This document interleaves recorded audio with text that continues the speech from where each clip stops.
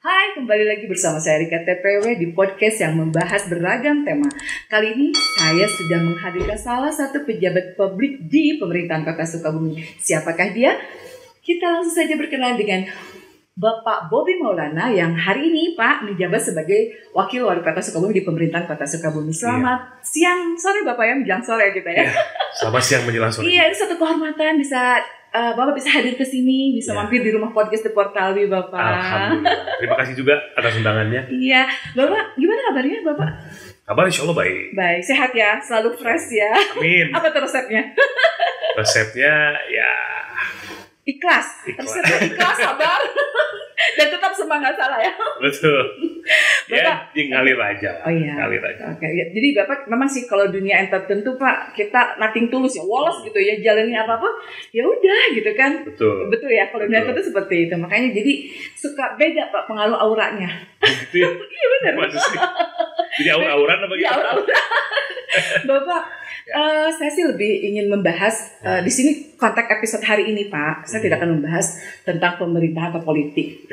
Bukan berarti saya bagaimana, tapi lebih kepada saya ingin memunculkan bahwa ini loh figur wakil wali kota Sukabumi itu backgroundnya adalah, itu kan itu sih. Nah, boleh cerita sedikit Pak masa lalu Bapak, masa lalu bukan? Biarlah mas. Nah, kan nyambung dong. Jadi boleh sedikit cerita masa kecil Bapak. Katanya kan Bapak juga asli Sukabumi ya? Iya, betul. Silakan Bapak. Masa kecil ya di kota Sukabumi, lahir di Rumah Sakit Bahagia. Ya Allah, rumah sakit Bahagia itu sekarang udah nggak begitu ini ya. Dulu iya ya. Memang tempat rumah sakit bersalin ya. Yang di Pasundan itu kan. Betul. Nah, terus. Di situ karena mungkin ya tempat lahiran kayaknya ya di situ. Iya, waktu itu satu-satunya ya memang spesialis untuk lahiran. Kalau nggak di situ mungkin pakai paraji ya. Paraji dulu bisa ada zaman paraji. Gitu. Terus tinggal di Tipar. TK di Alisla. SD di Gunung Parang. Tuh, terus ya pada umumnya lah ya, anak-anak pada umumnya. Kemudian SD pas 2 saya pindah ke kabupaten. Turut ikut orang tua atau gimana? Ya betul. Ibu waktu itu pindah ke kabupaten karena buka usaha material. Jadi saya pindah ke kabupaten ikut dengan ibu. Ayah di kota. Jadi LDRan mungkin ya. Jadi tapi Bapak ikut ibu. Ikut ibu. Tinggal waktu itu di rumah nenek. Itu kelas 2 SD saya pindah ke SD Sukamana 2 tuh. Pindah ke situ. Sukamana tuh Benteng ya? Sukamana 2 tuh di Cisaat depan SD Gadis. Iya. Yang tembusnya ke Benteng kan? Betul ya, tembusnya ya. Terus abis itu sampai dengan SMP, saya di SMP Cisaat, Necis. Nah, SMA balik lagi ke kota, di SMA 1. SMA 1 Baros. Nah, terus? Sampai dengan... Tapi selesai di SMA 1 Bapak? Selesai. Oke, nggak pindah-pindah lagi? Enggak. Jadi berarti alumni SMA 1 nih ya, di not. Terus Pak? Terus kuliah saya di Unpar, Universitas Parahyangan. Bandung ya? Bandung, terus memang... Waktu itu tujuan kuliah itu ada 2 sebetulnya. Pertama memang ingin kuliah, ngambil jurusan hukum karena om saya di Kota Sukabumi notaris, parafik. Jadi pengen terinspirasi lah ya. Jadi gue mau jadi ini nih gitu kan ya. Terus memang waktu itu saya cita-citanya pengen jadi pengacara sebetulnya. Cita-cita ya. Cuman lebih besar lagi cita-citanya waktu itu ingin ke dunia entertain. Jadi balance dong antara cita-cita 50-50 dong antara cita-cita yang ini. Enggak 50-50, sebetulnya lebih besar untuk ke entertainnya. Gitu. Lebih condong. Karena waktu di SMA 1 itu saya masuk di teater. Di SMA 1 ada teater namanya Teater Epigonet. Masuk di situ. Nah di situ mulai makin tertarik, mulai menemukan sebetulnya kalau dari SMP sih udah mulai ngeband ya, udah mulai senang-senang nyanyi, manggung gitu. Tapi mulai menemukan wah nih kayaknya ini nih passion nih gitu. Itu di SMA 1. Titik balik. Style gue di sini nih kasarnya gitu. Di situ ya. Menemukan sesuatu dalam diri itu udah dari SMA. SMP masih bener nggak ya ngeband? Tapi waktu SMA di teater itu baru menemukan jati dirinya di situ. Oh ini pilihan saya nih. Betul. Gitu ya. Kayaknya ke depan mesti ada di televisi lah gitu ya dari SMA. Oh jadi target Bapak itu? Target itu. Waktu itu, oke. Karena waktu itu SMA. Itu tahun berapa sih SMA Bapak? Saya tuh SMA waktu itu 2004 masuk 2006. Oke. Jadi 2005 itu mulai, waktu itu ada program di Trans TV namanya Extravaganza. Iya dulu ya. Apa Andre Taulani? Iya kan? Tolas Biro. Oh iya. Yang pertama. Yang pertama. Extravaganza. Pertama kali ada sketsa ya, di luar Sri Mulat ya. Yang menggunakan skrip dan lain sebagainya. Itu kan kayaknya booming banget ya. Terus keren gitu. Itu di kamar tuh nonton tayangan itu. Terus dalam hati tuh kayak suatu harus di situ. Ada di situ. Oh. Tuh. Kemudian berarti apa-apa tuh dari ini ya Pak, dari niat manifest ya benar. Manifestasi keinginan. Nah didukung juga di SMA 1 itu teater itu waktu itu lagi booming parodi kabaret. Kabaret ya. Kabaret. Jadi memang proses kreatifnya di situ, ikut di situ, kemudian jadi ketua umum. Ketua umum apa? Ketua umum teater itu. Oh di sekolah itu. Dan 2 tahun di atas saya tuh Ananda Omes. Masih SMA 1 juga? SMA 1. Oh iya. Oh SMA 1. Oke. Dan dia di teater juga. Jadi akhirnya ngelihat Omes terus masuk. Nah 2 tahun kemudian Omes kelas 3, saya kelas 1. Omes keluar, saya naik kelas 2. Nah di situ. Saya juga jadi ketua teater juga di situ. Nah begitu kuliah, akhirnya ya sesuai dengan apa yang diinginkan. Waktu itu ada audisi. Kebetulan apa memang? Kayaknya kebetulan deh, karena saking boomingnya program itu, Extravaganza itu akhirnya dia bikinlah audisi pencarian bakat, kayak idol gitu. Iya, pencarian bakat. Waktu itu di Trans TV awalnya. Cuman waktu saya kejar ke Jakarta waktu itu di Trans TV itu udah terlalu penuh orangnya. Udah terlalu penuh, jadi animo masyarakat luar biasa. Ada yang sampai nginep tuh di Trans. Masa sih? Iya. Segitu antusias. Emang sih dulu komedi-komedian itu boomingnya di situ ya, Extravaganza ya. Nggak kayak sekarang banyak kan. Satu formula baru untuk dunia komedi pada waktu itu Extravaganza. Setelah Sri Mulat ya. Sri Mulat kan udah lama juga tuh. Kemudian ada Ngelaba. Iya, booming banget kan waktu Sri Mulat, Extravaganza. Terus di mana komedian-komediannya tuh good looking kan rata-rata ya. Gitu. Terus Bapak hopeless dong di situ. Ya hopeless, maksudnya kayaknya nggak mungkin nih gitu ya. Nah, di luar itu ketika Extravaganza pada akhirnya booming secara audisi, mungkin dari TV-nya ngelihat bahwa wah ini kayaknya harus dibikin skala nasional nih. Gitu. Oh jadi waktu itu hanya skup di Bandung aja? Skup di Bandung. Oke. Di Jakarta waktu itu. Oh di Jakarta. Di tendean ya, di Trans TV-nya. Nah, karena melihat animo masyarakat yang begitu luar biasa, akhirnya Trans TV bikinlah nasional audisi di seluruh kota. Setiap wilayah. Oke, Jabar apa kota? Waktu itu 29 kota di seluruh Indonesia. Gitu. Nah, itu tahun berapa sih? Itu 2000, saya tuh audisi 2007. Oke. Oh iya, awal karir Bapak ya di situ ya. 2007. Nah, waktu itu saya nggak tahu bahwa Extravaganza itu akan ada audisi seperti itu. Tahunya itu waktu itu, jadi gini ceritanya, ini ada cerita agak lumayan lucu juga. Jadi kan saya kuliah di Unpar Bandung.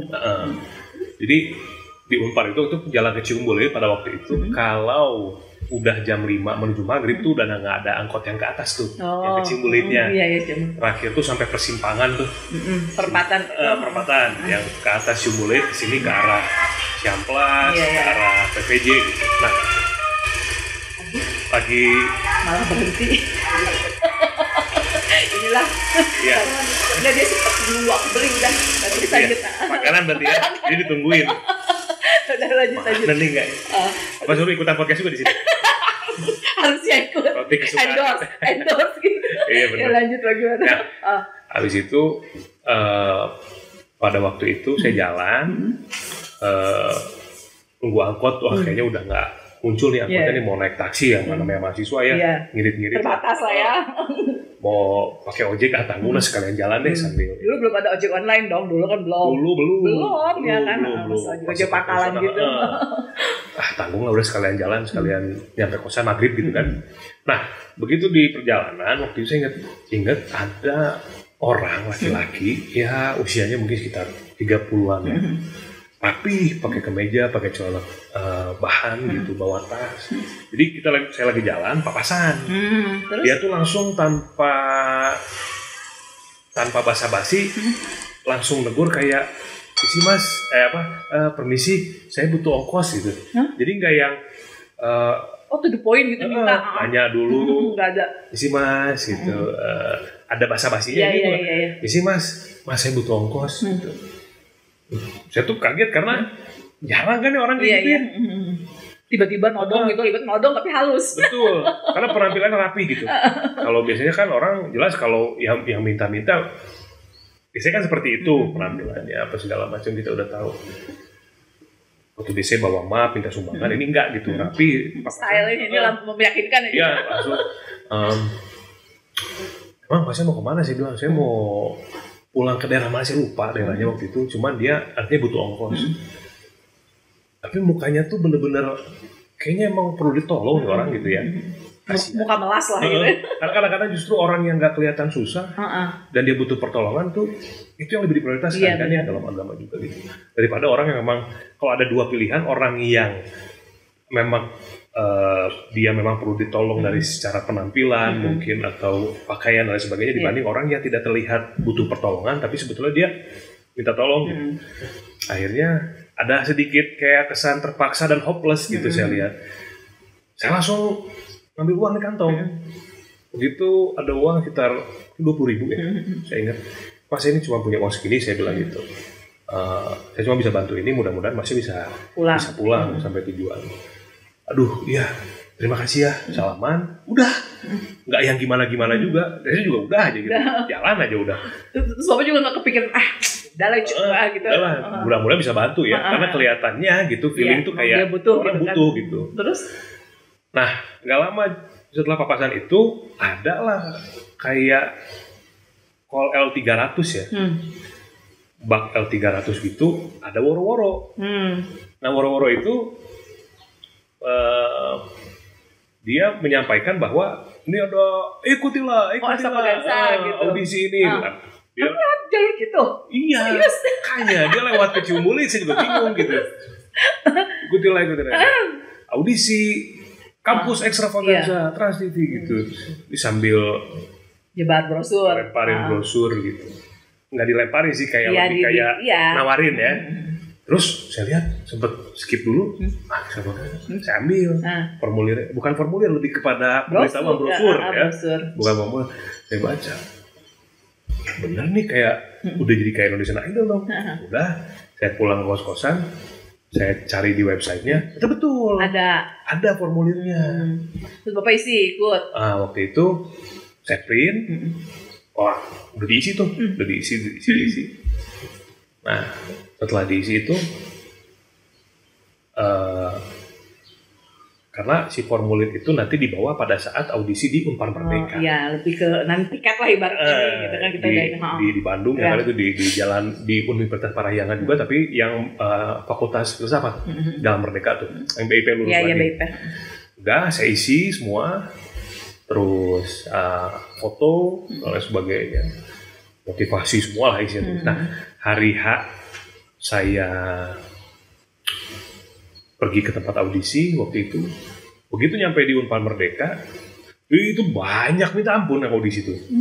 Padahal itu wilayah ya. Ribuan. Wah, iya di Bandung tuh ribuan. Karena orang Bandung kan memang kreatif ya. Pada waktu itu animonya luar biasa. Apalagi seni ya di Bandung tuh mau ini. Ngantri mereka tuh niat dengan kostum-kostum lucu. Kemudian sambil ngantri itu sambil acting, sambil apa, mereka nunjukin lah. Padahal itu masih ngantri gitu, tapi mereka udah acting gitu. Kayak idol kan kalau lagi ngantri ada yang nyanyi. Mungkin takut ada kamera paparazzi. Ada dari Trans TV-nya mungkin liput dan lain sebagainya. Udahlah, itu jiper lah. Sedangkan saya cuma pakai biasa aja gitu lah ya. Pakai jaket, pakai celana jeans gitu. Nah waktu itu Omes nyusul, Omes belakangan, Omes juga ikutan tuh audisi di situ. Masuk callingan sama Bapak gitu? Jadi kita udah janjian memang, janjian, cuman waktu itu dia ada apa dulu gitu di kampus. Dia datang, kita SMS-an. Nah, begitu lihat crowd-nya sebanyak itu, akhirnya wah kayaknya kita kalaupun ikutan kemungkinan dapetnya kecil. Karena udah hopeless duluan sih. Karena ngelihat sebegitu antusias dan dengan mereka memakai yang terbaik gitu, terus Bapak hanya biasa aja gitu kan, baju-baju biasa gitu. Akhirnya tuh kita duduk di pot betonnya, karena pot dibikin dari beton gitu kan, sambil minum teh kemasan lah berdua mau. Kayaknya kita nggak dapet nih. Nah, lagi minum itu tiba-tiba ada orang Trans TV yang kemudian harinya jadi sutradara saya tuh. Dia tuh datang nyamperin. Yang pagi mau ikutan audisi ya? Betul. Wah, tapi kalau mau ikutan audisi lewat pintu yang sana ya. Jadi ada beberapa pintu. Pintu A, pintu E, pintu D. Nah, ada satu pintu. Pintu B itu nggak terlalu banyak orang memang. Jadi di saat yang lain ngantri. Apa mereka nggak tahu? Apanya? Ya mereka nggak tahu bahwa pintu B ini bisa jadi akses juga. Kayaknya dijagain deh, supaya nggak antri di situ. Iya, jadi saat pintu yang lain penuh, antriannya panjang, pintu itu tuh kosong. Akhirnya saya cuman datang gitu, oh iya, makasih ya. Ya sama-sama, ya tunggu ya, gitu. Saya pergi lagi, pakai seragam Trans TV. Akhirnya saya masuk situ, ke pintu B itu, sama Omes. Memang sepi. Jadi kayak formalitas lah. Jadi yang adminnya itu cuman lihat formulir, mau apa mas, saya mau nyanyi, parodiin siapa gitu kan. Dia juga lihat sebentar, udah mas silakan masuk. Bapak penampilan kayak gini tetap. Dan dulu bapak kayak gimana sih? Iya sama aja. Maksudnya gondrong kah atau gimana? Enggak, tetap klimis ya. Rambut pendek gitu lah. Memang dulu lebih kurus. Maksudnya nggak gimana gitu. Anak-anak band kan biasanya rambut gondrong selengean. Bapak tetap begini tetap ya. Begini aja. Lanjut. Terus masuk ruangan, singkat cerita, lolos. Langsung lolos, ada langsung. Maksudnya dari pintu B langsung dapat kabar lolos. Sama Omes berdua. Omes berdua. Terus dari ribuan orang itu dulu tuh sekitar ada berapa puluh ribu, disaring di 2.700, kemudian disaring 55. Nah 55 orang itu di setiap bodybuilding tuh, hari Minggunya. Ya. Oh lanjut interview terakhir. Terus? Mungkin 2 hari setelah itu baru di setiap bodybuilding. Nah datang lagi, nah di situ baru ketemu sama juri-juri utamanya, ada almarhumah Ria Irawan, ada Indra Biro, ada Ronald. Terus audisi lagi di situ udah mulai deg-degan tuh. Karena kan Bapak waktu itu nampilin apa? Keahlian Bapak apa, parodi atau musik? Enggak, dulu tuh kan karena kita kan dulu kan di kabaret ya. Kabaret itu kan lip sync, dubbing. Jadi waktu itu boleh bercerita lucu. Mungkin kalau sekarang terkenal dengan stand up comedian. Maka dulu kan belum ada istilah. Bukan istilah stand up ya, stand up comedy. Oh jadi gitu. Cerita-cerita lucu, tebak-tebakan, pokoknya ngelucu aja depan juri itu. Bapak bisa? Dibisa-bisain aja sih. Sebenarnya bisa dengan tampil Bapak yang sekarang Bapak bisa. Gak ngerasa lucu juga sebenarnya. Cuman mungkin lucu-lucuin mungkin. Kalau dulu formatnya stand up comedy mungkin saya akan nulis materi dan lain-lain. Kan dulu belum ada tuh. Sama Omes barengan waktu itu. Maksudnya beda konsep. Omes duluan. Omes duluan audisi. Habis Omes keterima tuh. Nah, Omes keterima. Bapak gimana? Saya tuh apa ini gitu. Ini tebak-tebakan. Cuma tebak-tebakannya garing nggak ya? Bapaknya udah nggak pede. Iya. Gimana sih? Jadi emang tes aja lah gitu ya. Ternyata kan kalau di kabaret kan memang udah disiapin. Kita tinggal lip sync aja, materinya udah disiapkan, gimmicknya udah disiapkan, kita ada latihan. Kalau ini kan gimana ya? Waktu itu cuman kayak ya silakan mau perform apa gitu, konsulat. Iya kan. Mau apa? Pasti ditanya dong perform apa. Saya cuma mau kasih tebak-tebakan, saya bilang gitu. Selempang itu. Tebak-tebakannya apa? Saya tuh tanya gini, orang buta, orang bisu, orang tuli makan di rumah makan Padang gitu kan, makan di rumah makan Padang. Terus yang bayar siapa sih bilang? Orang jawab tuh, yang bayar ya yang tuli lah, nanti bisa lihat, uangnya bisa lihat. Oh iya benar yang makan yang tuli yang. Tapi kan dia tuli nggak bisa dengar berapa harga yang dikasih sama total menunya. Total menu dari yang jaga rumah makan Padangnya. Jadi bingung tuh. Iya juga ya. Orang bisu deh, kan dia bisa lihat. Tapi kan dia bisa ngomong. Itu siapa dong gitu? Yang bener orang buta. Kok bisa sih? Ini lagi ulang tahun. Mungkin jayus banget. Cuma gitu doang. Ya Allah, simpel tapi kan. Soalnya lagi ulang tahun. Wah, mereka udah pada udah mikir-mikir gitu kan. Berarti yang tuli juga bisa ya. Bisa kalau lagi ulang tahun. Udah kayak momentumnya. Iya. Terus dapat tuh lolos. Gitu, terus ya disuruh waktu itu. Coba dia nyanyi satu lagu, nyanyi lagunya Agnes Monica tuh. Yang kayak gimana? Tak ada logika, sambil dengan ya ala Agnes lah. Bapak? Kaku-kaku iya. Iya serius. Iya kan dulu kan di kabaret kita. Kan penyanyi cewek Pak. Nah justru itu. Karena di kabaret itu kita biasa. Kan kabaret itu kan cuma boleh sedikit contohin lagu yang nggak apa-apa tuh lagunya iya lagunya cinta ini kadang-kadang tak ada yang jigrak-jigrak gitu pokoknya belaga gila aja lah dulu ya gitu kan karena berani ke situ karena pengalaman di kabaret kabaret kan kita pede lah ya ada tari ada gerak ada ngapain dalam macam udah akhirnya kasih lah tuh tiket maju lolos mewakili Bandung. Oh jadi mewakili Bandung. Jadi Bapak ngedaftar masuk Sukabumi? Karena kan kalau tanggal lahir mah di Sukabumi, maka karena audisi di Bandung. Jadi Bapak ikut wilayah Bandung. Mewakili kota Bandung. Itu justru lucunya audisi program besar di kota Bandung diikuti oleh ribuan peserta yang lolos orang Sukabumi. Iya makanya wilayah gitu. Ada 5 yang lolos. Uang desa gitu. Dan lucunya 2 orang Sukabumi ini saya dan Omes gitu. Oh hanya Omes dan Bapak. Nah kita flashback lagi, ternyata Omes juga ngalamin yang saya alamin. Yang kayak gimana maksudnya? Yang tadi kalau saya di depan TV, saya bilang susah. Omes juga mengalami hal itu. Cuman Omes mengalaminya di BSM dulu. Bandung Supermall. Ada Jumpa Fan, Desa Faganza. Omes itu penontonnya. Ada di jajaran penonton. Dia juga sama lagi. Saat gue ada di situ gitu. Apa saya minum ya? Silakan. Terus? Saat tadi di sama nih kita dalam situasi yang berbeda, dalam ruang yang berbeda, tapi kita mengalami masa itu yang sama gitu, cuma beda tempat aja. Nah, punya tekad lah ya, tekad yang sama. Punya tekad. 3 itu 1 cowok juga. Namanya Indra, 1 lagi penyiar radio Amaya Dori, 1 lagi TOP almarhumah sekarang udah meninggal. 3 Bandung, 2 orang Sukabumi. Nah, masuklah kita 29 besar nasional, terus sampailah akhirnya semifinal sebelum grand final. Jadi yang lucu adalah karena saya dan Omes terus masuk. Itu saya dapat polling SMS tertinggi 2 kali, kemudian ya alhamdulillah istilahnya ya. Nah, begitu di semifinal karena mungkin orang TransTV melihat karena saya dan Omes itu kan satu tongkrongan, satu teater. Jadi ada beberapa kemiripan yang itu muncul secara naluri aja, ilmiah aja.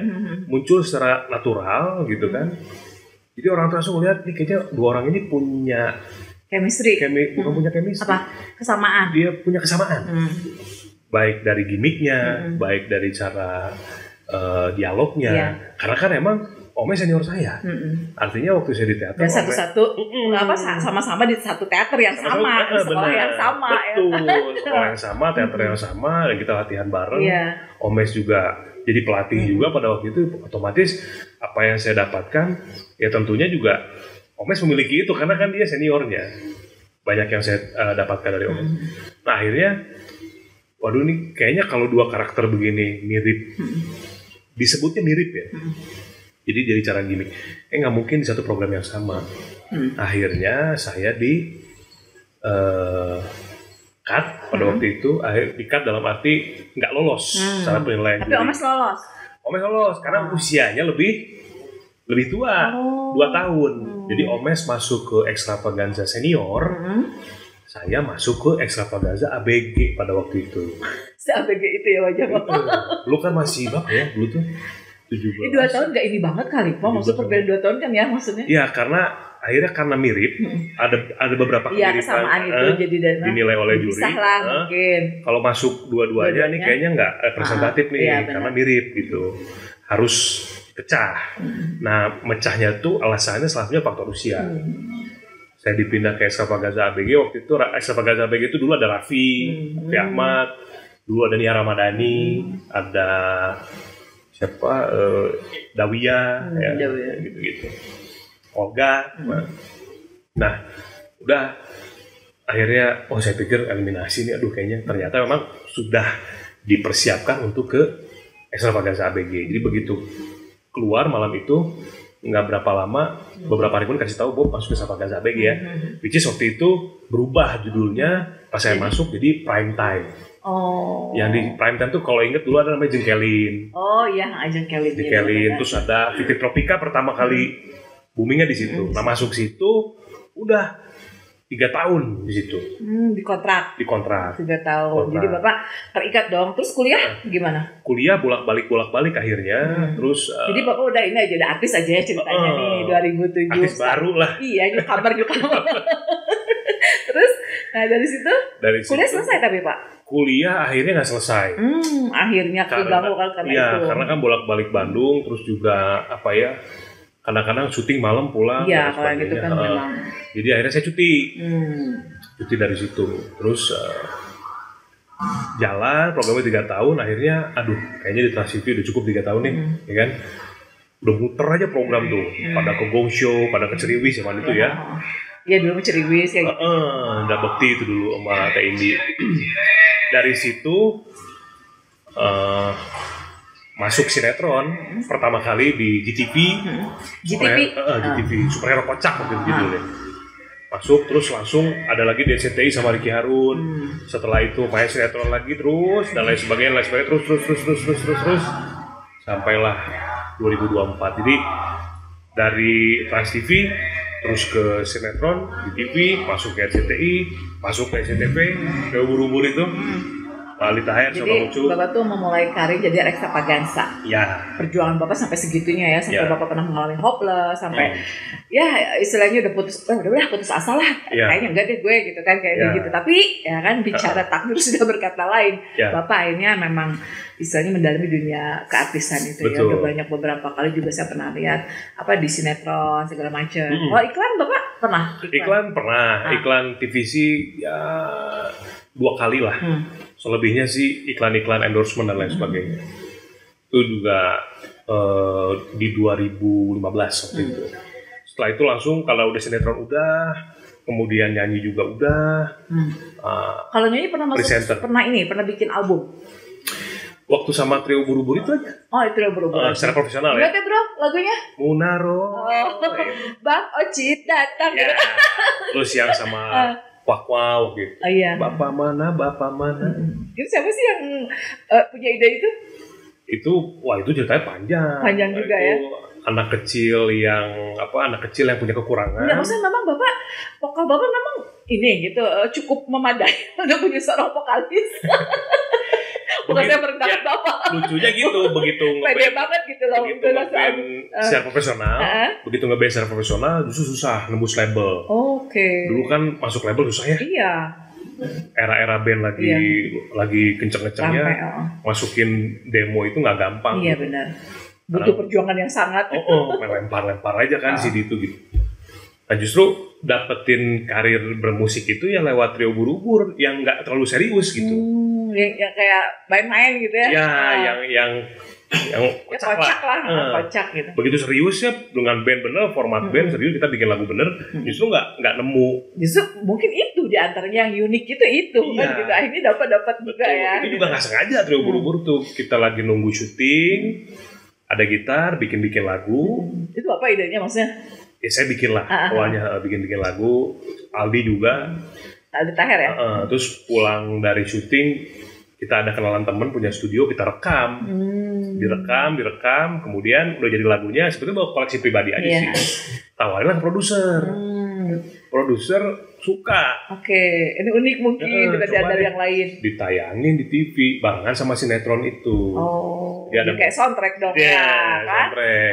Mulai itu ada kenaikan signifikan di rating kita dengan lagu itu. Kemudian diundanglah kita di Inbox. Inbox dulu. Sebetulnya bukan diundang juga sih. Kita yang nawarin. Ini kan sinetron di CTV nih. Kita bikin lagu gini, support dong. Marketing lah ya. Ya udah coba yang sekali ya. Pertama kali manggung tuh di Ramayana Cibinong, Robinson. Nah, manggung sekali mungkin ratingnya bagus. Di sinetron juga perform. Akhirnya diminta terus. Sampai ada permintaan bikin single kedua, single ketiga dan keempat dan seterusnya. Sampai kita punya 7 lagu. 7 lagu dari album itu. Pak, tantangan, apa sih, ada suka duka ya? Ya. Ya, istilahnya kita nggak mungkin dalam proses perjalanan itu, apalagi pada saat itu kan Bapak belum, maaf ya, belum jadi apa-apa dan belum menjadi siapa-siapa. Kita masih benar-benar mencari jati diri. Betul. Ada tantangan seperti apa sih pada saat yang kita nggak mudah kan Pak untuk sampai di posisi yang sebelum Bapak jadi wakil nih kita bicara ya, dari proses Bapak, karir Bapak di entertain. Tantangan seperti apa sih? Perbedaannya gimana ya dulu dengan sekarang? Lebih mudah mana gitu untuk menjadi seorang entertainer? Ya. Jelas kalau ditanya lebih mudah mana, lebih mudah zaman sekarang. Oh gitu? Karena banyak platform. Oh iya, banyak pilihan jadinya ya. Dulu kan pilihan satu-satunya kalau mau dikenal orang kan TV. Iya benar. Ya. Kalau sekarang kan YouTube. Berani tampil beda. Iya, aneh. Nyuri perhatian, viral. Jadi formulanya begitu. Oke. Kalau dulu kan kita benar-benar harus benar-benar mengedukasi diri dan harus teredukasi kita yang lewat TV kan gitu ya. Iya benar-benar. Ada proses casting, panjang, audisi, figuran mungkin ya. Tapi ilmunya juga beda loh ya. Benar nggak sih? Beda. Iya dong. Karena jadi gini. Saya tuh nggak ngalamin tuh masa-masa ikut-ikut jadi figuran yang numpang lewat. Nggak, kan langsung audisi. Oh iya benar-benar nggak usah jadi ekstra belum. Jadi langsung. Langsung artis saya Bapak. Cuman digemblengnya di dalam. Ya berarti kan itu edukasi dong buat kita, pelatihan. Ya kan bekal kita untuk nanti terjun di dunia luar gitu kan. Namanya orang baru ya, pemain baru gitu, belum punya nama, ada di tengah-tengah bintang-bintang gitu, di deretan-deretan papan atas kan, di situ kan ada Dula Dania Ramadhani, ada Claudia Cynthia Bella dan sebagainya. Ada rasa minder banget, karena gue bukan siapa-siapa nih. Gue siapa gitu? Iya, gue siapa nih gitu kan. Bapak minder gak sih, apalagi Bapak, aduh gue udah suka bumi gitu. Pernah ada nggak kayak gitu nggak? Enggak minder ke situnya, cuma lebih minder ke kayaknya belum bisa maksimal aja secara acting gitu. Karena kan biasa di kabaret kan kita kan panggung ya luas. Nah kalau di TV kalau itu bagaimana kita memberikan performa acting. Kita kan improve kita seperti apa? Dalam frame yang terbatas kan begitu ya. Ada view vendor di ini kamera.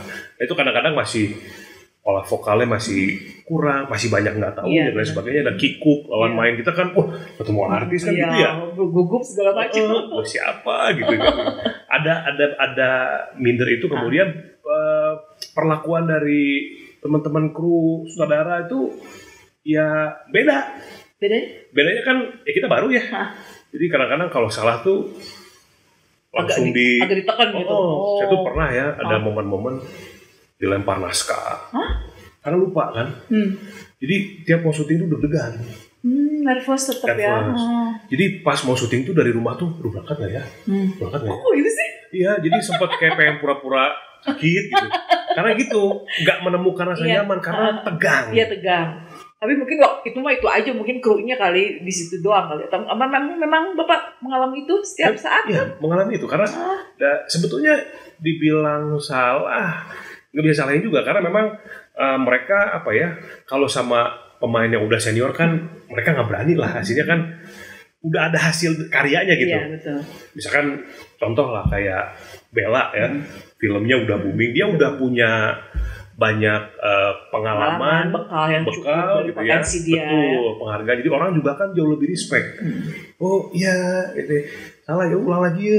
Kalau kita kan belum jadi siapa-siapa nih. Iya. Jadi sama mulu, lama baru gitu. Tapi itu pelatih mental Bapak kan akhirnya. Cuman sempat down juga tuh, Artinya kan aduh ini kayaknya jadi malu kan sama teman-teman yang lain, malu. Jadi kalian kan harus diulang, ulang itu kan jadi melibatkan semua kan yang saya tahu ya kalau dunia begitu Pak. Diulang itu kan pertama melibatkan semua, terus diulang lagi, kemudian juga ada rasa aduh gila nih malu-malu banget nih gue gitu ya, rasa seperti itulah. Iya. Nah di tengah-tengah masa itu udah sempat rasa pengen mundur. Cuman pertama ibu menguatkan, jangan dong, ini kan impian kamu. Udah cuti dari kuliah. Iya, udah mengorbankan kuliah lah ibaratnya. Artinya kan bener kamu ngejar apa yang kamu mau nih. Ya udah sok sekarang ayo dong gitu. Jadi ibu yang nguatin ya? Ibu nguatin, buktiin sama diri sendiri. Insya Allah mama yakin kamu bisa. Bapak berapa bersaudara sih? 2. Oh 2? Betul. Keluarga berencana banget ya? Bapak paling besar? Saya nomor 2. Oh nomor 2, jadi ada kakak. Betul. Kakak ikut gitu juga nggak sih? Kakak enggak. Oh enggak, Itu akademisi banget, akademisi banget. Jalurnya beda. Udah akuntansi. Jadi bapak dong yang menyimpang. Di keluarga besar ya saya aja kayaknya yang menyimpang. Terus ke politik sekarang juga sama lagi. Nggak ada keluarga saya yang gitu. Ke seni terus politik nggak ada. Makanya nih sekarang bahas politik tapi bukan politiknya, lebih kepada motivasi apa sih sebenarnya yang bapak kok tiba-tiba maaf ya dari rentan waktu saya kan baca lihat profil bapak boleh diminum dari 2007 bapak mulai karir di Extravaganza sampai 2024 ya 2024 itu penuh banget gitu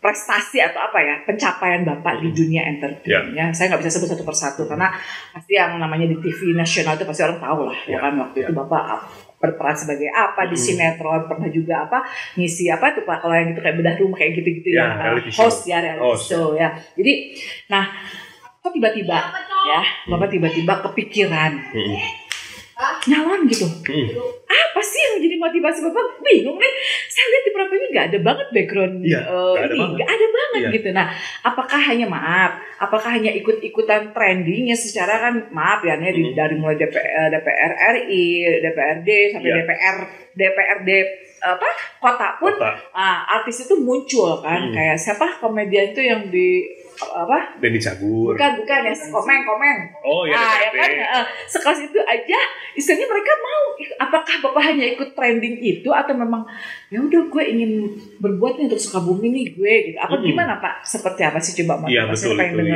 yang kedua yang tadi saya sebutkan jadi memang untuk di politik ini apalagi jadi wakil kepala daerah itu sama sekali tidak ada dalam mimpi pun tidak ada target pun nggak ada. Iya kan? Karena memang saya sedang berjalan kontrak dengan stasiun TV, dengan 2 stasiun TV, sedang lanjut aja lagi jalan syuting. Di 2024 tuh. Betul.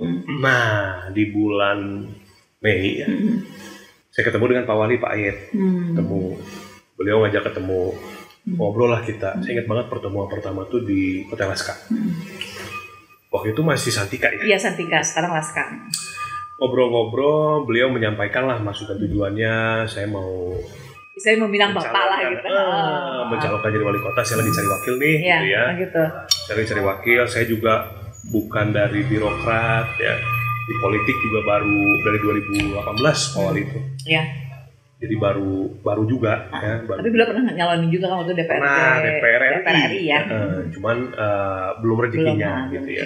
Terus saya bilang, Pak, aduh mana saya bilang saya nggak ada sedikit pun minat untuk sana. Pertemuan bapak menolak pertemuan pertama itu pertemuan beberapa dalam kurun waktu tertentu saya 2 kali tolak. Oh bapak 2 kali menolak. Alasan bapak apa menolak? 2 kali menolak karena memang bukan passionnya. Bukan keinginannya gitu. Berat gitu ya untuk memulai ya gue apa gitu gue siapa gitu hanya sebatas prestasi saya di sini kan gitu terus saya di situ kemudian 2 kali ya bapak tolak tuh 2 kali untuk saya 2 kali tolak sampailah akhirnya lagi-lagi nih ibu dan istri berperan banget ya berperan banget mama tuh terus ya udah bismillah gitu kan jadi artinya kan kamu ini udah dikasih bekal lah dari kota Sukabumi. Kamu sekolah di sini, lahir di sini. Misalnya benar-benar putra daerah lah ya. Bisa dibilang begitu. Kemudian juga yang ada salahnya juga, kamu mengucapkan terima kasih sama kota Sukabumi. Kemudian bantu Pak Ayep juga, gitu ya. Mudah-mudahan ini izin Allah seperti itu. Oh gitu. Itu dikuatin tuh sama mama, sama istri. Mama sama istri juga bilang sama ibu. Udah. Coba mungkin ini jalannya seperti itu ya ketemu Pak Ayep dan sebagainya karena kan beliau juga artinya orang kota Sukabumi juga baru kenal dengan beliau iya kan? Secara bapak dunia bapak berbeda banget kan awalnya kan pengusaha di politik juga baru dan belum terlalu terlihat kiprahnya dan bapak juga di Sukabumi kayaknya nggak stay juga kan lebih kepada bolak-balik karena kalau ke tuntutan syuting kan kota tuh paling ya ketemu orang tua aja mungkin berapa minggu sekali berapa bulan sekali udah selebihnya makan dan lain-lain pulang lagi ke Cibubur kan tinggal di Cibubur waktu itu terus saya mikir gitu kan ya juga ya gitu tapi nggak ada background politik dan lain sebagainya ini saya pikir saya bisa coba berkontribusi melalui apa yang saya punya dulu deh gitu ya. Apa yang saya ada di diri saya gitu. Terus ya udah ketemu lagi sama Pak Wali, kita sempat beberapa kali. Akhirnya pertemuan ketiga. Pertemuan kedua waktu itu. Oke. Jadi setelah pertemuan pertama itu by phone aja. Pertemuan kedua waktu itu baru saya bilang, ya Pak Bismillah, saya izin ke stasiun TV-nya untuk cuti. Oh, Bapak dikasih izin? Kasih izin. Oke. Besok kontrak itu susah kan Pak? Ya sebetulnya cukup susah, yang penting jangan eksklusif. Oh, okay. Kalau eksklusif susah, tapi kalau kontrak per program itu bisa. Oke. Cuman juga catatan ya jangan terlalu blank aja gitu ya. Jadi kita minta waktu. Udah dari situ mulai Bismillah jalan, saya belajar banyak di situ. Karena juga kalau bukan edukasi diri lah Bapak ya. Itu kalau bukan Pak Ayep juga kayaknya saya tetap enggak. Oh gitu. Karena kalau misalkan yang minangnya itu politisi lagi, orang yang sudah berkecimpung di politik, pasti udah punya kepentingan. Iya. Ya, udah ada kepentingan. Karena Pak Wali ini bukan dari kalangan birokrat, dan di politis juga dia baru ya artinya. Jadi saya pikir ketika ngobrol-ngobrol nih banyak hal yang bisa kita diskusikan bareng. Saya satu frekuensi lah akhirnya kan. Kemudian kita mulai, saya belajar di situ, saya lihat ini Kota Sukabumi ini seperti apa, terus kemudian saya banyaklah mendengar, melihat, membaca, mempelajari semua tentang politik ya seperti itu ya. Nah, sampai akhirnya pemilihan kemudian ya alhamdulillah Allah izinkan untuk menang ya. Artinya memang dengan segala hal yang muncul sampai saat ini saya ada di sini, itu semua adalah terjadi atas izin Allah dan memang pada Allah, dan saya udah ya terima segala konsekuensinya. Jadi kepentingan saya itu hanya untuk 5 tahun saja ya. Gak ada kepikiran 5 tahun lagi mau naik. Akan jadi apa? Jadi apa? Di sana obsesi di politik ya. Sejauh ini saya ngalir aja. Niat saya cuma satu. Saya ingin memberikan kontribusi, membangun kota dengan apa yang saya miliki. Jadi saya pikir artinya bukan seberapa besar pengalaman orang tersebut di politik atau mungkin setinggi apa jabatannya atau mungkin pengalaman politik yang lain, tapi saya pikir bagaimana kita mencoba untuk memberikan apa yang kita bisa lakukan, bisa berikan kan untuk masyarakat ya, untuk memberikan yang terbaik kepada masyarakat, betul-betul niat inamal aumul niatnya untuk membangun kota, membawa misi kesejahteraan kemakmuran itu ya. Saya pikir kita di situ aja, di sana itu fokus ya, walaupun memang untuk Kota Sukabumi ternyata tidak semudah itu ya, karena kondisi setiap daerah itu beda-beda. Ada daerah yang secara kemandirian fiskal, keuangan udah kuat, udah bagus. Dia bisa ketika duduk di pemerintahan dia bisa mengerjakan yang lain karena keuangan sudah bagus. Artinya bagaimana untuk memberikan program-program ke masyarakat, bantuan-bantuan dan pembangunan itu sudah berjalan. Ada wilayah seperti Kota Sukabumi yang fiskalnya lemah, seperti Kota Sukabumi ini. Jadi kita masih harus terus menggenjot istilahnya ya, potensi-potensi keuangan kita, pajaknya, PP1-nya, PPH-nya, PPN-nya, kemudian juga optimalisasi BUMD, BLUD-nya, sehingga kita punya pendapatan asli daerah untuk membangun kota. Karena kalau dari pusat dan provinsi kan template-nya gitu. Apalagi di era efisiensi saat ini, kita harus pinter-pinter memprioritaskan. Betul. Yang mana-mana nih yang bisa kita olah segala. Pak, yang ada dalam pikiran Bapak pada saat Bapak dinyatakan pasangan Ayep Jaki dan Bobi Moran menang, apa yang di pikiran Bapak nih? Apa yang ada dalam pikiran Bapak? Saya pengen tahu. Apa yang ada dalam pikiran Bapak? Selain excited, selain euforia, selain ini ya, menyangkut lebih kepada yang tadi Bapak sampaikan. Target gue ini. Nah, apa yang ada dalam isi kepala Bapak? Saya ingin tahu. Di luar program, di luar politik, di luar ini ya. Benak Bapak apa? Ya dalam benak pada waktu itu gimana ya ceritainnya, jadi kayak ini bener nih gitu. Gitu. Ini bener nih. Bener nih. Jadi nih, kan kita selalu nyiapin plan B kan? Iya, plan B. Kalau ini nggak plan A jalan, plan B. Kalau nggak dapat, plan B-nya ini. Okay. Ternyata plan A-nya jalan, pilih nih.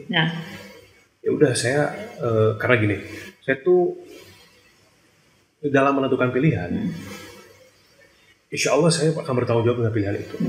Saya di entertain, saya akan fokus. bagaimana ketika dikontrak oleh salah satu stasiun TV dalam satu judul ya, saya akan fokus di situ bagaimana caranya mengangkat program ini supaya bagus melalui dengan adanya kita ini kan kita. Jadi kalau saya nentuin pilihan tuh udah memilih sesuatu, saya nggak komitmen dan konsistensi itu nggak akan setengah-setengah, coba untuk fokus sama. Begitupun dengan politik, kita akan jalankan ini, saya komitmen dengan istri memberikan yang terbaik yang saya miliki walaupun memang perlu waktu ya. Iyalah, perlu waktu dan memang banyak hal-hal yang harus di assessment-kan di awal. Walaupun pada saat ini permasalahannya adalah masyarakat tuh sangat dinamis, menuntut cepat. Jadi karena ada satu perubahan kepemimpinan di daerah masing-masing dengan berkembangnya sosial media juga. Setiap orang bisa memberikan komentar, setiap orang bisa menjadi menjadi profesional di bidangnya seolah-olah seperti itu dengan bantuan dari Google, dengan membaca dari ini mereka ini biasa dengan pengetahuan yang dia dapat. Betul. Gitu. Dan memang di Jawa Barat khususnya sudah ada figur sekarang nih, Bapak Aing. Kang Deddy itu kan begitu gesitnya, begitu luar biasa pergerakannya ya dalam beliau menjalankan pemerintahan dalam waktu yang sangat singkat ini. Benar. Betul. Jadi, kita akui lah ya. Betul, sudut pandang masyarakat itu sekarang tuh. Lihat dong. Kita punya figur Jawa Barat ini. Tuh, khususnya untuk pemimpin Jawa Barat, figurnya beliau. Nah, balik lagi, kita berpikir bahwa setiap wilayah punya cerita yang berbeda. Artinya Kang Deddy tetap menjadi panutan, Kang Deddy tetap menjadi tolak ukur seperti itu. Hanya saja beliau menjadi seperti Kang Deddy yang sekarang sudah melalui fase yang luar biasa kan. Betul. Jadi saya pikir ada beberapa yang mungkin punya pengalaman seperti Kang Deddy pun belum tentu bisa menjadi seperti itu. Betul. Apalagi mungkin yang terbilang baru menjabat seperti Pak Wali kan baru ada di eksekutif. Dan saya pun baru gitu ya. Jadi kita masih melihat, kemudian masih penyesuaian istilahnya dalam waktu ya. Kita 20 Februari pelantikan, efektif kerja tanggal 3 Maret ya. Berarti udah berapa hari puasa. Nih? Berapa 100 hari sudah? Belum ya. Karena kan dihitung efektif kerjanya kan tanggal 20. 21 ya. 21. Bukan. Tanggal 20 pelantikan, 21 itu retret Magelang. Magelang. Terhitung menjabat tanggal 3 Maret, bulan puasa. Start mulainya. Betul gitu kan. Jadi efektif kerja itu sampai sekarang yang mungkin kalau ngelihat dari tanggal ya, Sabtu Minggu kan tidak dihitung efektif kerja secara itu kan. Jadi mungkin belum ya, bulan lewat kita, sampai dengan tanggal sekarang. Jadi masih ada waktu untuk apa-apa yang bisa jadi harapan dari warga kota Sukabumi ya Pak ya. Jadi, nah Bapak melihat Gen Z nih ya, zaman now beda dengan zaman kita Pak. Apalagi geng motor Pak Sukabumi. Aduh, saya sebagai orang tua aja yang punya anak gadis berapa orang ini Pak. Was-was ya. Menanggapi itu Pak. Ya kan. Di Sukabumi kan itu Pak, memang ramainya kan itu, ya kan. Untuk kita jangan tutup mata deh. Ya kan di setiap sudut kota, itu kota mau kabupaten itu Sukabumi itu lagi bener-bener lagi boomingnya dengan geng motor. Tanggapan Bapak seperti apa? Iya, geng motor ini kan satu perkumpulan dari beberapa orang yang punya permasalahan. Crowded semua gitu, orang-orang yang troublemaker gitu. Betul. Itu yang bisa kita simpulkan berdasarkan analisis dari psikolog ya. Jadi kenapa anak ini bisa berperilaku seperti itu? Artinya ada hal-hal yang salah dalam keluarga. Menyimpang gitu ya. Menyimpang gitu ya. Ada kesalahan sistem dalam keluarganya. Ya. Entah mungkin didikan dari ayah atau mungkin ada didikan dari ibu dan konsep parenting juga. Konsep parentingnya dan lain sebagainya. Karena akhirnya dia tumbuh seolah kan ingin mendapatkan pengakuan di luar. Mencari jati diri dulu dengan cara yang salah. Betul. Nah, kan? Tapi dengan melakukan, itu beda ya. Sampai situ dulu ya. Karena kalau sampai akhirnya melakukan tindakan kekerasan, nah itu sudah dalam pengaruh yang lain. Narkoboy. Betul. Indikasinya ke sana.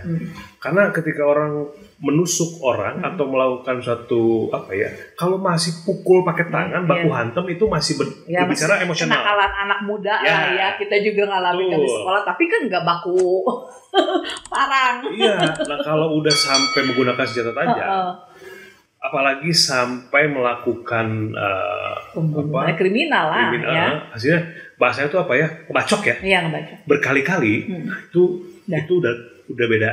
Ya, udah beda lagi ininya konsepnya. Ya.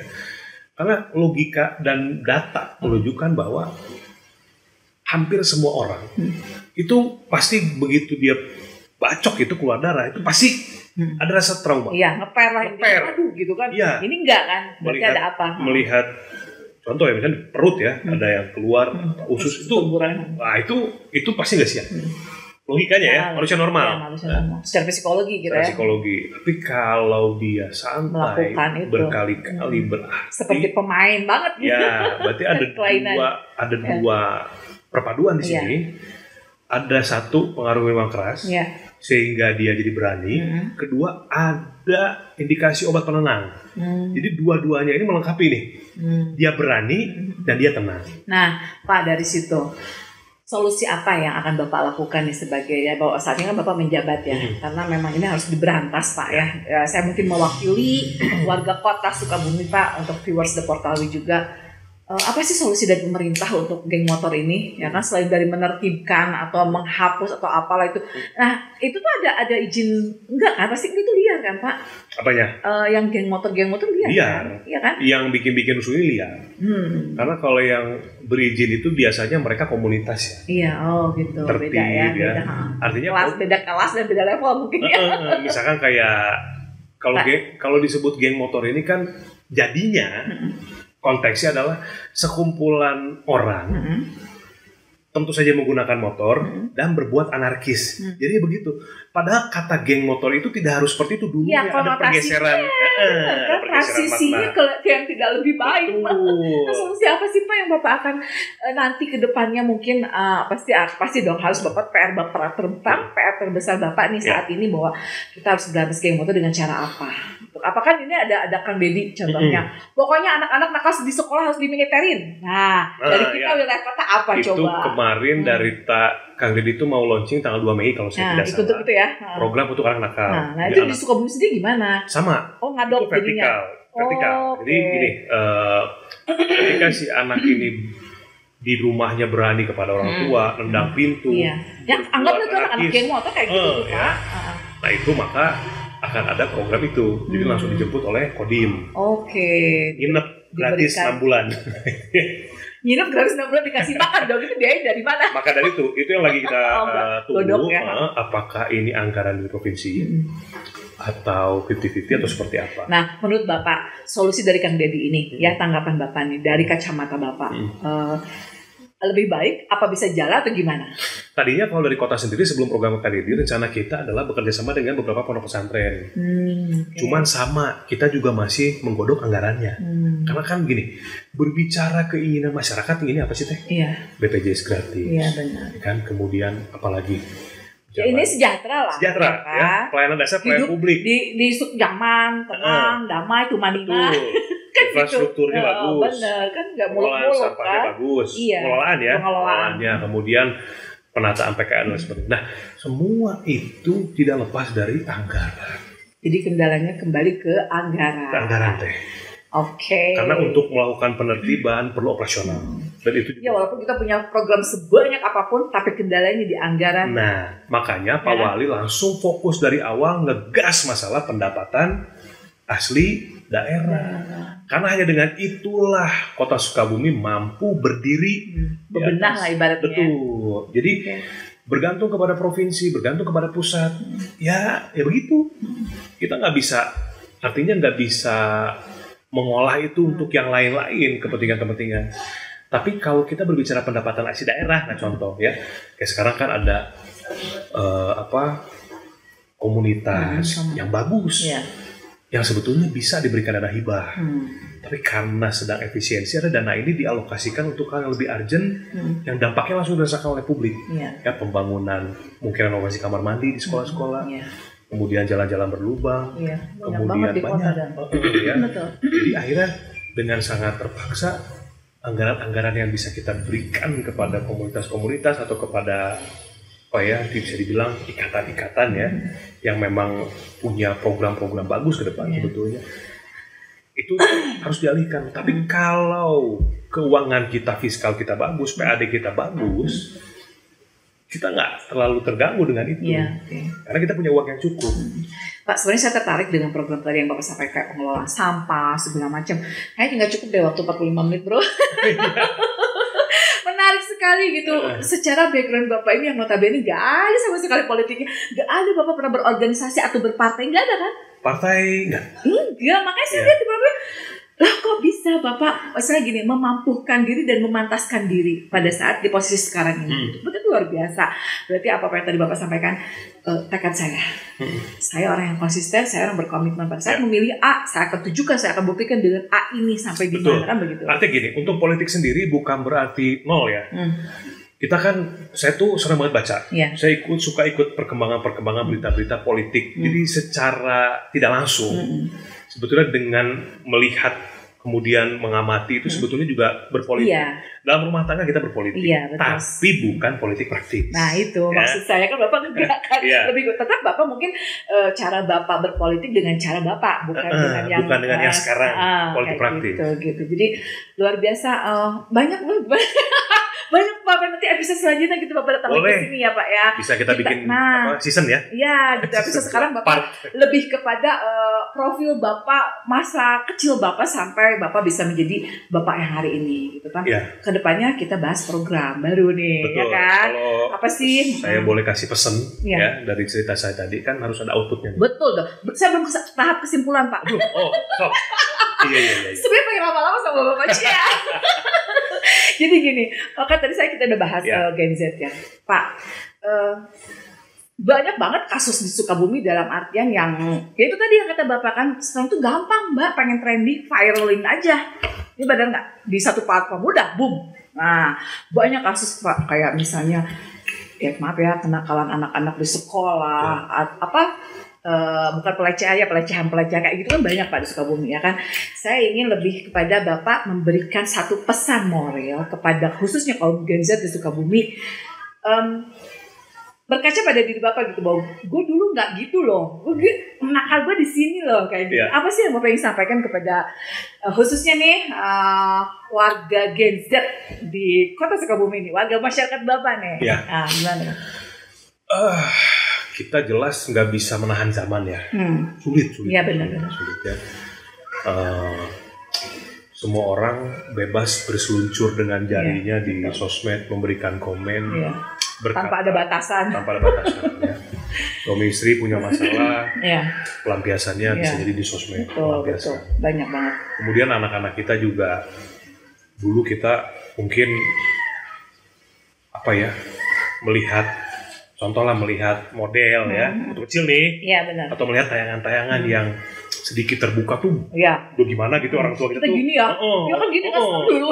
Orang tua kita bukan gini Pak, bukan gini. Jadi kan ada celah ya, rapet gitu. Nah, kalau sekarang anak-anak kita nih punya kemungkinan bebas melihat konten-konten itu dari gadget setiap waktu.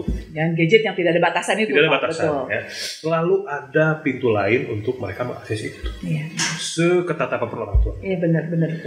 Maka dari itu sekarang ini adalah zamannya, saya pikir akhir zaman itu betul. Akhir zaman itu betul, dan ini kita hanya bisa mengawasi, hanya bisa berdoa, mengawasi, mengedukasi, dan selebihnya kita berdoa. Mengawasi apa? Tetap kita jangan pernah lepas hentinya untuk memberitahu bahwa ini tidak untuk konsumsi kamu, untuk ditonton, ini boleh dan sebagainya. Walaupun ketika keluar dari rumah kita nggak tahu pergaulan dan lain sebagainya, atau dia ada keingintahuan kalau dengar cerita dari teman. Kemudian mengedukasi, literasi digital itu juga harus secara terus-menerus, benar. bahwa memang baik dan buruknya dampak dari digital ini ya Pak. Sekarang sudah ada namanya artificial intelligence ya, yang dimana dia akan membaca kesukaan daripada orang yang menggunakan sosmed tersebut. Kalau kita melihat sesuatu dalam waktu sekian detik, maka ya itu akan mempelajari dan akan menampilkan. Untuk ibu-ibu rumah tangga juga ketika melihat, kalau dulu kan teteh belanja ke mall misalkan, tas lucu nih misalkan ya, tapi kayaknya harganya belum dulu nih, keluar dari mall lupa kan? Iya benar lupa. Oh sekarang kan lihat tas, muncul lagi nanti bisa lihat kapan aja, ya kan? Muncul cari tas ini dia kan muncul, itu akan masuk ke otak, kemudian lagi masak pikiran kan. Jadi membuat nafsu itu jauh lebih kuat daripada dulu. Nah akhirnya apa yang terjadi? Ya, membuat dalil sendiri. Ya Allah mau bayar. Pembenaran ya. Rezeki mah ada aja. Padahal itu nafsu sebetulnya. Konsumtif lah ya. Nafsunya kuat, akhirnya ada uang nih dari suami. Nanti rezeki mah ada aja nanti. Jadi tiba-tiba seolah kan untuk mendapatkan uang itu ada. Begitu dibeli barangnya, akhirnya betul nggak bisa bayar. Suami tahu, ribut. Pinjam ke pinjol Bang. Sebelum itu ada ancaman dulu. Oh iya benar. Ada banyak multi ada ancaman dulu. Kalau ini nggak diberesin, kita cerai. Oh iya. Panik dong. Panik kan. Akhirnya pinjam. Iya benar. Ya, bank keliling. Benar ya. Dari situ ya Pak. Dari situ. Pinjam ke bank keliling, masalah lagi. Akhirnya pisah. Ada muncul masalah baru. Ketika nggak bayar ada ancaman. Penekanan dan sebagainya. Nah, masuk ke percobaan bunuh diri. Putus asa akhirnya. Dan sampai bunuh diri. Jadi runtutannya media ini berpengaruh besar. Betul Pak, betul. Makanya kita bagaimana caranya ke depan mendorong daya beli. Jadi pengusaha-pengusaha ultramikro kita kasih bantuan modal. Yang penting ngalir di masyarakat dulu. Masalah mereka mau betul-betul mengoptimalkan bantuan itu tidak, kembali karena masyarakat kayak pemimpin pemerintah ya maksudnya nggak mungkin kan nanggung 364.000 kehidupan minimal dengan program bisa berjalan udah bisa ya kan mewakili semuanya. Jadi intinya adalah pikirkan baik-baik apa yang mau diposting. Pikirkan baik-baik apa yang mau diposting. Apa yang mau diposting. Kalau sudah dipikirkan harus siap dengan segala konsekuensinya. Benar. Ketika apapun itu ya postingannya apapun itu. Mau niat baik mau niat jelek pasti ada dampak ya. Betul nggak? Pasti ada dampak ya. Biasanya sekarang mungkin ketika memposting sesuatu yang di luar pemerintahan tuh hujatannya juga. Iya benar. Wah bukannya kerja malah konten. Padahal kita konten juga ya lah sekali. Ada pesan moral di situ. Waktu senggang, bener nggak sih? menghibur ya kan. Kita kan manusia biasa, Bapak juga. Perlu ada waktu untuk kita kayaknya lucu nih ngikutin ini. Cuman sekarang karena Bapak udah jadi public figure, akhirnya Bapak tetap apapun pasti Bapak menjadi sorotan kan gitu. Harus siap dengan bagian dari konsekuensi juga Pak. Harus siap dengan itu, kemudian juga dengan segala pertanggungjawabannya dan hati-hati juga dalam menyebarkan berita-berita hoax. Ya. Ingat ada orang tua. Betul. Ada masa depan ke depan. Karena jejak digital itu nggak akan pernah hilang ya Pak. Nggak akan pernah hilang. Jangan sampai terganggu ya pikiran orang tua dengan apa yang kalian lakukan seperti itu. Itu aja sih. Siap Bapak, luar biasa pesan moralnya sangat dalam nih Bapak yang tadi memaparkan menjabarkan bahwa begini loh alur ceritanya luar biasa dalam itu Pak maknanya. Ya, itu salah satu. Hanya dari sepele loh ya kan? Masih banyak lagi dari hal sepele. Ya makanya Bapak nanti episode selanjutnya Bapak hadir di sini jangan kapok. Berapa episode nanti bro? 10 episode ya. Kalau boleh satu lagi deh. Apa tuh? Jadi, dari cerita-cerita pengalaman. Jadi gini. Ini buat saya pribadi. Iya. Tapi bisa jadi ini saya tidak maksud untuk menggurui siapapun karena saya juga masih terus belajar dari sharing is caring Bapak. Sharing is caring. Pertama adalah terus bermanifestasi dengan hal-hal yang baik. Ya. Bermanifestasi dengan hal yang baik. Hal yang baik. Punya keinginan yang positif ya. Pacu diri dengan hal-hal yang baik itu aja. Karena ketika kita melakukan hal yang baik, bermanifestasi yang baik, insya Allah, hasilnya pun akan baik. Ya, itu satu. Yang kedua, selalu usahakan, gitu ya, membuat hal-hal baik itu aja.